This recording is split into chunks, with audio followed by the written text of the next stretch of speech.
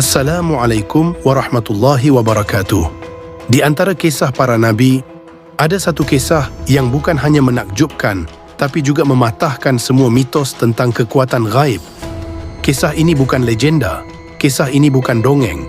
Ini adalah kisah nyata yang Allah abadikan dalam Al-Quran, tentang seorang nabi yang Allah beri kerajaan yang tidak pernah dimiliki siapapun di bumi, yang mampu berbicara dengan hewan, yang memerintahkan angin dan bahkan menundukkan para jin yang begitu ditakuti manusia.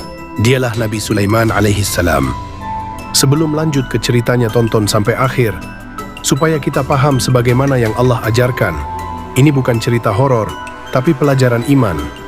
Jangan lupa like kalau kamu suka kisah seperti ini. Dan kalau ada koreksi atau tambahan, tulis di komentar ya. Kita saling mengingatkan dengan baik. Bismillah, kita mulai kisahnya. Pada masa kerajaan besar dulu, Allah mengangkat seorang raja sekaligus nabi yang luar biasa bernama Nabi Sulaiman alaihissalam. Beliau warisi ilmu dari ayahnya Nabi Dawud alaihissalam.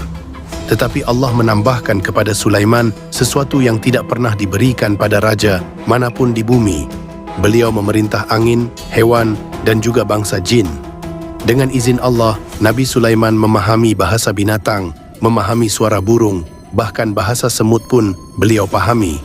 Dan jin yang biasanya menakutkan manusia, yang biasanya dianggap sangat kuat, semuanya tunduk pada Nabi Sulaiman. Mereka tidak berani melawan, karena Allah sendiri yang tundukkan mereka. Jin diperintahkan untuk membangun istana yang megah. Mereka mengangkat batu besar, membuat kolam raksasa, membangun gedung tinggi, menyelam ke dasar laut untuk mengambil mutiara dan permata. Dan bila mereka membangkang, ada malaikat penjaga memukul mereka dengan rantai azab. Kesaktian Nabi Sulaiman ini bukan sihir, bukan ilmu hitam, tapi mukjizat dari Allah. Peristiwa menggetarkan ini membongkar rahasia besar. Suatu hari Nabi Sulaiman berdiri sambil bersandar pada tongkatnya. Beliau tetap mengawasi jin yang bekerja. Lalu, Allah jemput ruh Nabi Sulaiman. Beliau wafat tanpa seorang pun tahu. Tubuh beliau tetap berdiri, dan para jin menyangka beliau masih hidup mengawasi. Mereka tetap bekerja keras, menggali, mengangkat, membangun, sampai berbulan-bulan lamanya. Hingga akhirnya rayap kecil memakan tongkat Nabi Sulaiman. Tongkat itu rapuh, dan Nabi Sulaiman jatuh tersungkur ke tanah. Barulah bangsa jin sadar, ternyata Nabi Sulaiman sudah mati sejak lama. Inilah bukti nyata bahwa jin tidak tahu yang gaib. Kalau mereka bisa lihat hal gaib, tentu mereka tahu Nabi Sulaiman sudah wafat dan mereka tidak akan terus tersiksa bekerja. Allah abadikan ini dalam Al-Quran, Surat Saba ayat 14. Jin tidak mengetahui gaib. Jangan takut jin lebih dari Allah. Jangan pernah minta bantuan jin, yang maha hebat itu Allah.